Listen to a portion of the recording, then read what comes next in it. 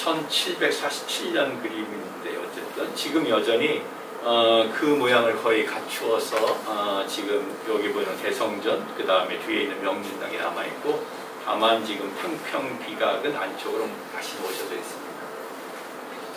우리는 이제 이야기를 가지고 아까 있는 그 그림책을 가지고선 거기에서 아까 정조 얘기를 할 수 있을 것이고, 또한 영조 얘기를 할 것이고, 영조가 자기가 가장했던 가장 큰 일이 하나는 탕평이고 하나는 춘천이고, 이게 두 가지를 얘기합니다.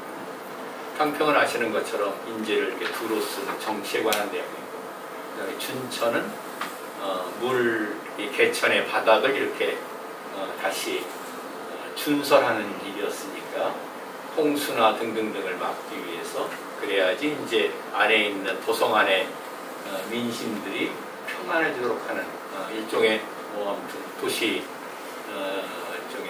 사업이라 할까, 그런 하드웨어로서는 춘천이고, 그 다음에 정치적으로는 탕평 얘기를 하는데 그것에 기념비가 남겨져 있습니다. 그 태학 있는 그 자리를 갖다가 다른 이름으로 반궁이라고 부릅니다. 그러니까 궁거이라는 이름을 붙여서 반궁이고, 그 다음에 반궁이 있으니까 반궁은 지금 보는 것처럼 물길을 이렇게 에워싸인 형태를 갖게 되는데 그것을 반촌이라고 합니다. 반천이라고 합니다. 이 지역을 반촌이라고 부릅니다. 거기 사는 사람을 반인이라고 부릅니다.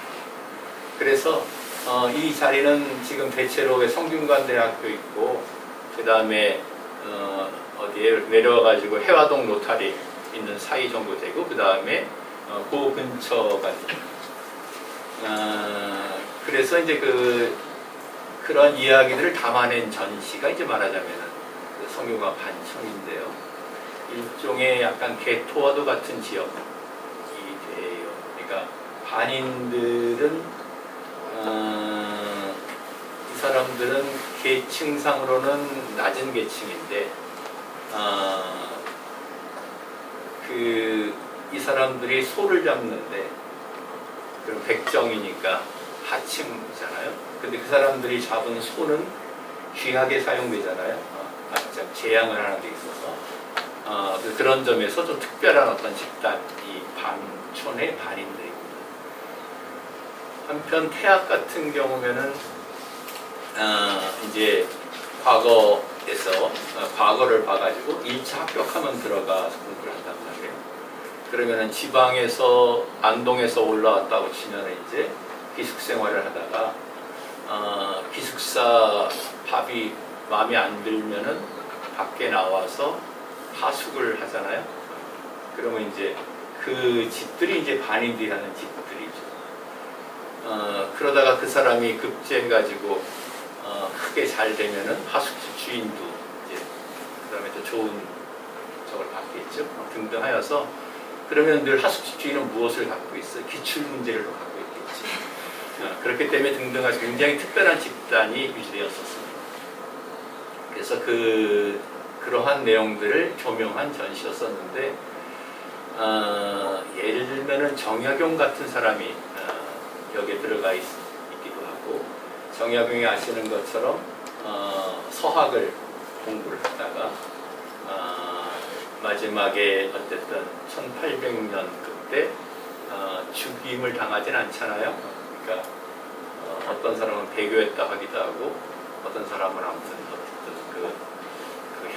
그랬는데, 예를 들면 그때 모였었던 비밀 공부 모임 같은 것이 대체로 이런 데서 일어납니다. 그래서 그런 내용들을 담아내는 전시였습니다. 아무튼 그러한 내용들을 끌어갔었던 가장 중요한 책이 아까 태학개척인 거죠.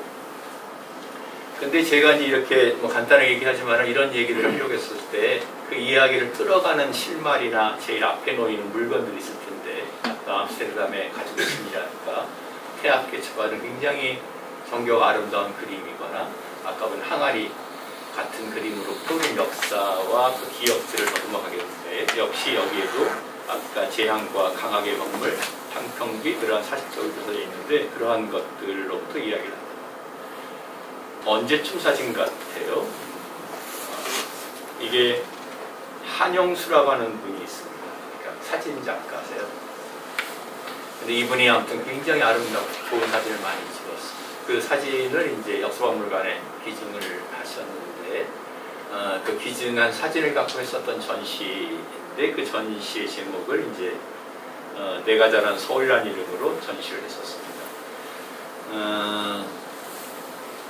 창경원이에요. 저희 창경궁으로 우리가 지금 이제 다시 회복한 창경원 사진이에요. 창경원 벚꽃놀이. 그러니까 거기서 저기 여러 축제를 일어나고 했었던 자리죠.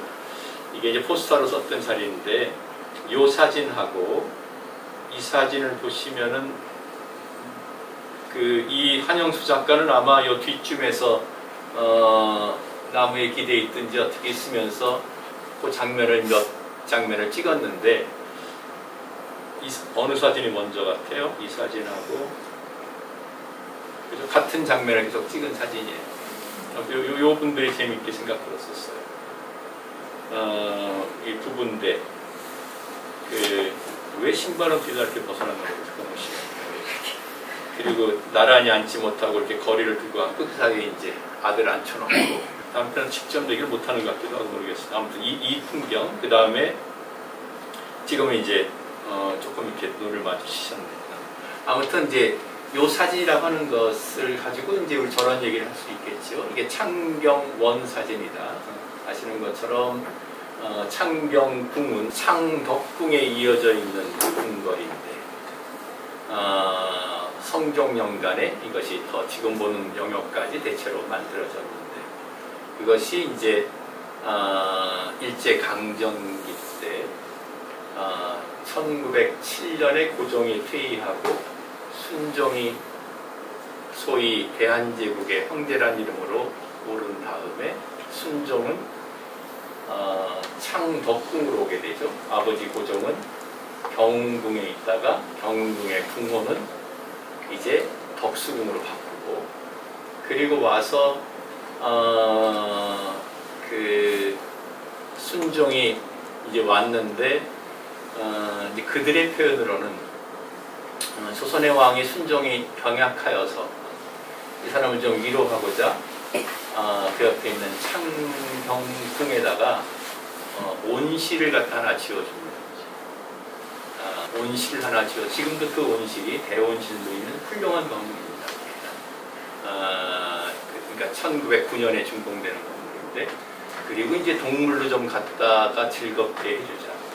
그래서 결국 아시는 것처럼 창경궁은 식물, 동물, 그 다음에 박물이 모여져 있는 이제 공간으로 바뀌고, 벚나무를 심고 해서 우리가 알고 있는 창경원으로 이제 전락하게 되는 거잖아요. 그래서 그걸 이제 회복한 것이 이제 90년대입니다. 이 사진이 참으로 아름답지만은, 이 사진은 그러한 이 창경원 혹은 창경궁이 겪었었던 그런 이력들을 보여주는 한 단면이에요. 왼쪽에 보는 사진은 저 멀리 보이는 산은 어떤 산입니까?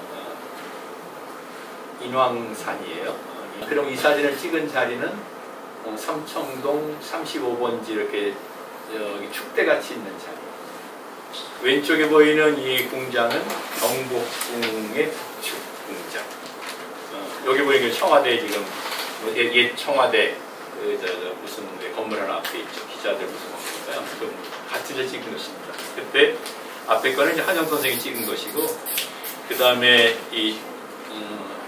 요거 인호가 찍긴 찍었는데 최인호 선생이라고 역사박물관에 사진 찍는 선생님이 계세요. 그래서 같은 자리에서 찍은 그 사진입니다. 어떤 집들은 요 집은 한옥은 그대로 있네요. 요 집도 그대로 있고, 요 집은 그대로인데 약간 지붕만 바꿨네요. 어쨌든 이런 사진들을 통하여서 우리는 도시의 역사와 여기에 담긴 풍경을 통해서 그 도시 이야기를 할 수 있게 됩니다. 조금 더 눈을 자세히 보면은 이제 여기에 천이 흐르고 있었는데, 소위 이 천 이름은 중학천이라는 이름으로 불리는 천이기도 했는데, 그 천은 왜 중학천이냐면은 중학 옆을 지나가니까 중학천인데, 그 천은 내려와서 교보 뒤를 흘러가지고 광화문 우체국 옆으로 나서 청계천이랑 합수하게 되는, 합류하게 되는 그 물길이에요. 그 물길도 지금 보는 것처럼 이제 물이 흐르는 상태인 거죠. 그 다음에 지금 우리 하는 것이 거기 이제 복귀가 되어 있는 거죠. 그래서 사진이라고 하는 것이, 담고 있는 이 풍경이라고 하는 것이 그 당시에 1960년 즈음의 어떤 풍경들을 증거하고 있습니다.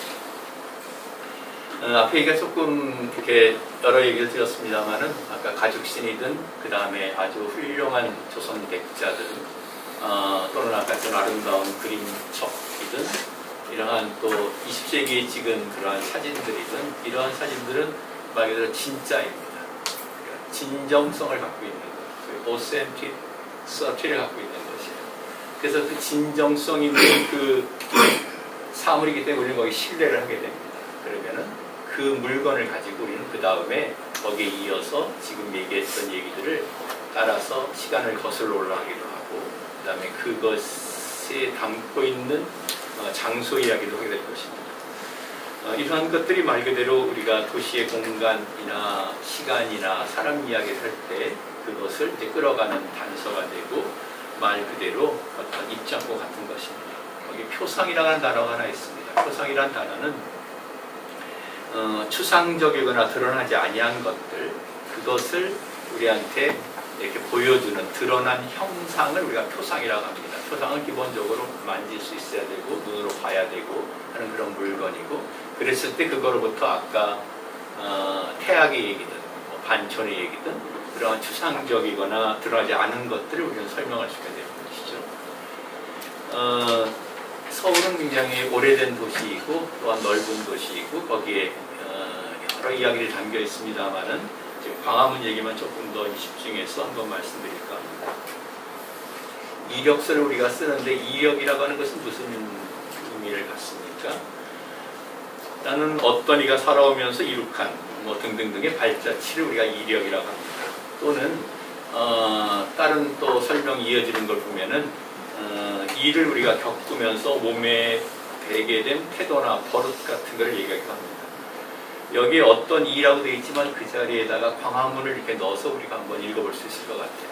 광화문이라고 하는 그러한 소위 집이 있는데 그 광화문이라는 집이 지금 어쨌든 그것들이 어떻게 변화의 발자취가 있었을까? 아무튼 그것이 그 광화문의 어떤 이력에 관한 얘기를 좀 드리려고 하는 거죠. 혹은 얼핏 봐서는 움직이지 않은 것 같고 얼핏 봐서는 그대의 모양 같지만은 그것이 어떤 사건들이나 일을 겪으면서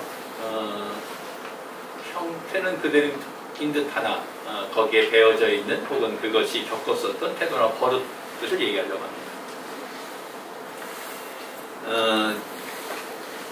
4월 25일에 현장 설명회가 거기에서 있었습니다.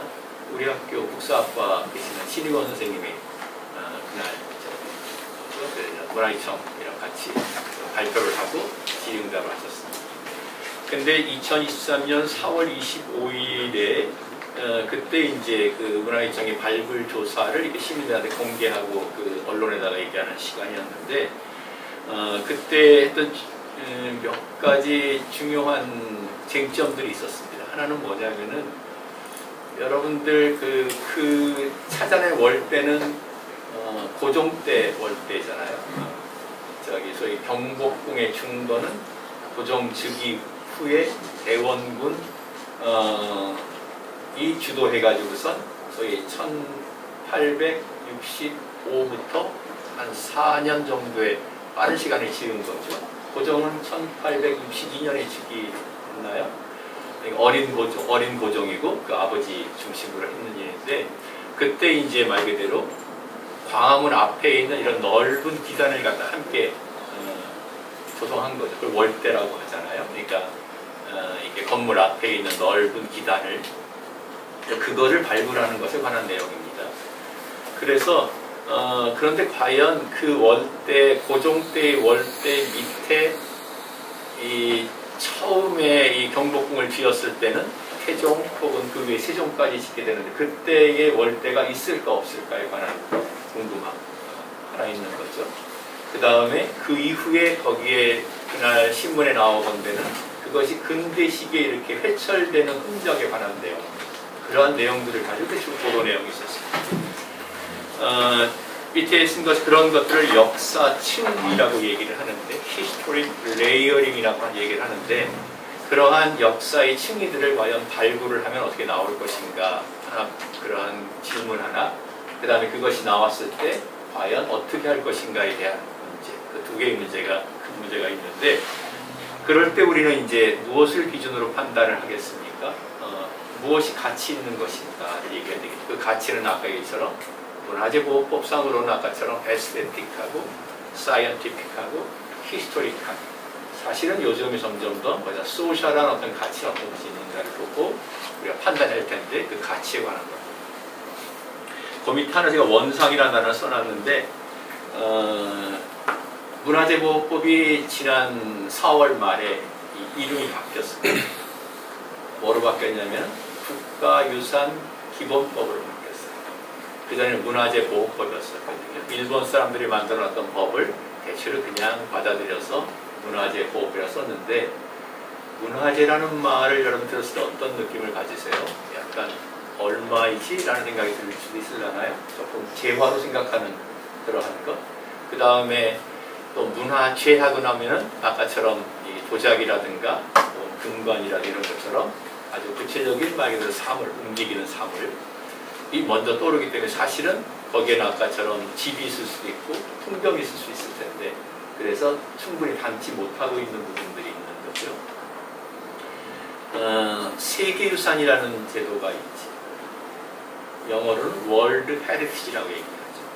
요새 아주 첨예한 문제인 사도 금광 같은 부분, 지난번에 메이지 유신 유산 같은 것들 등등등이 이제 소위 월드 헤리티지인데 표현처럼 세계 유산인 거죠. 그래서 그거에 우리나라 아시는 것처럼 창덕궁도 종묘도 그 다음에 한국의 산사 등등 세계 유산으로 지정되어 있죠. 거기에 있는 단어가 헤리티지라는 단어이고 거기에 합당하게 우리나라의 소위 문화재도 이제 국가유산, 그러니까 내셔널 헤리티지인 거죠. 그 다음에 월드 헤리티지, 인류가 함께 국경과 이념을 넘어서 같이 우리가 가치를 식별하고 보호해야 되는 그러한 유산. 그 다음에 또 우리 국가가 또 관리 내지는 국경 안에 있는 유산으로서의 국가유산 이렇게 해서 이름들을 지금 정비를 오래 하는 중입니다. 다시 이제 뒤로 돌아가서 그랬을 때 그 문화재법의 개정에서 가장 중요한 이제 그거에 따라서 이제 오래된 문화재법을 이렇게 조금 더 바꾸고 해석하는 작업들이 함께 진행 중인데 세계적인 소위 세계유산으로서의 철학과 기준에 합당하게 혹은 또 정합의 부분들을 맞춰가거나 한국의 유산으로서의 어떤 특별한 점들을 같이 이렇게 토론하고 고민하는 중이에요. 근데 거기에서 이제 원상이라고 하는 단어가 조금 낯설긴 하지만 새롭게 정의한 단어가 됐어요. 그 전까지는 문화재라고 하는 것은 늘 원형을 보존해야 된다라는 말로 되어 있었어요. 원형.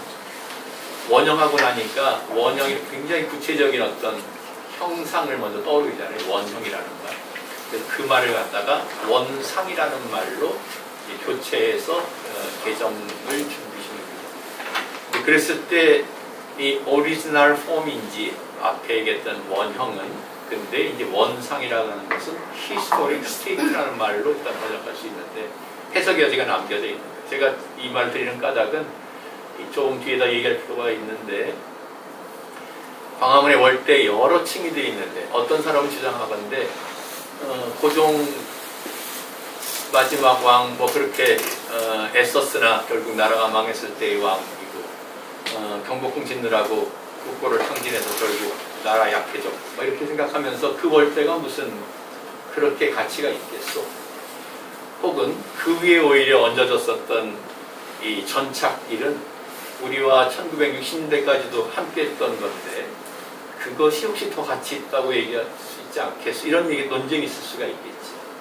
뭐 그런 등등에 관한 얘기 아직 그 토론하겠다는 일 아이들 그러한 것들을 얘기할 때 과연 이 광화문에 발굴된 유적들이 갖고 있는 히스토릭 스테이트는 무엇인가 가장 가치가 있다 우리가 식별하는 것은 무엇인가에 대한 이제 토론이 필요한 겁니다.